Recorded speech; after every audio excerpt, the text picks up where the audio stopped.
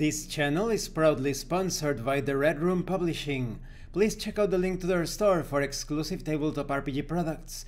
They have recently released Wretched Noir, a setting of stark contrasts and flickering hope for the free Wretched RPG. You will find the link in the description and in the pinned comment. Hi, welcome to this part of my review featuring the Otherworlds core book. If you haven't seen the other parts of my review featuring this sci-fantasy tabletop role-playing game, please check out the playlist in the description below. This time we are going to talk about attributes and skills.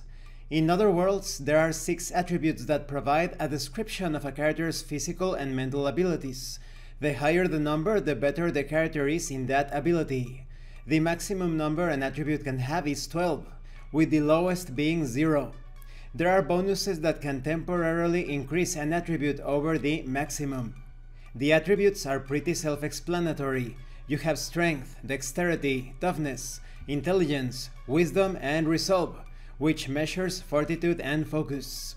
These attributes determine what your character is inherently strong and weak at. There are also details on discipline and proficiency. Discipline represents a limited resource your character can tap into and is used to overcome difficult challenges at crucial moments in the game.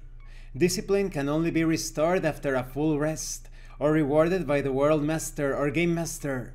Every time you unlock a tier level through leveling up, you gain access to 1 additional point of discipline.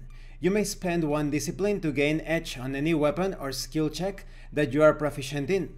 You may not use more than 1 discipline per roll you make. When it comes to proficiency, whenever your character is good at something, they become proficient with it. You can receive up to 2 levels of proficiency in weapons, armor, any skill proficiency, and tools. To make things easy, every proficiency is treated exactly the same. Now let's talk about skill checks. Whenever your character is tested in any way that could succeed or fail, you'll need to perform an ability check, which will determine your success or failure. The World Master is given a difficulty level according to a table, determining how hard it'll be to succeed. This table should be used as a guideline for various situations. And of course there could be some contested checks. For example, if a character decides to initiate grappling with another character, both will roll.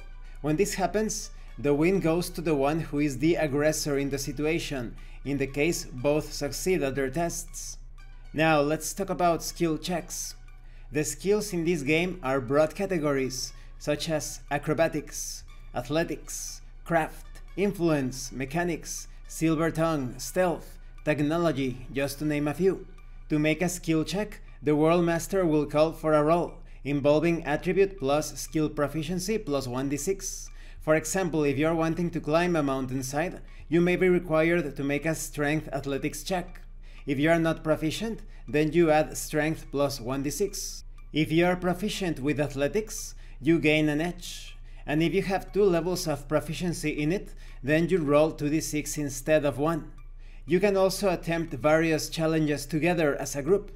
In this case, every participant makes their own check. If half or more succeed, then the check is a success.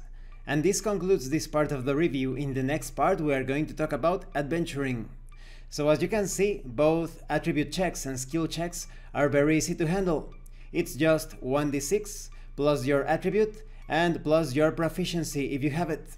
The proficiency being represented by an edge if you have a first level in proficiency, or if you have second level in that particular skill proficiency, then you would roll an additional 1d6. For a total of 2d6 plus attribute, attempting to beat a difficulty level or target number. Thank you for watching this part of the review. Don't forget to leave a like, a comment, and subscribe.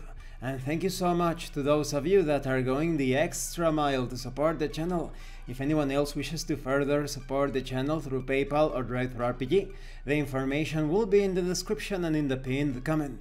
This has been Abraham L. Jaguar, a professional game master. I am currently unavailable for professional sessions, but I will put my contact information in the description and in the pinned comment for when I am available again. And remember, in tabletop RPGs you are not having a conversation about your characters, you are experiencing the game world as your characters. Once again, thank you and see you later.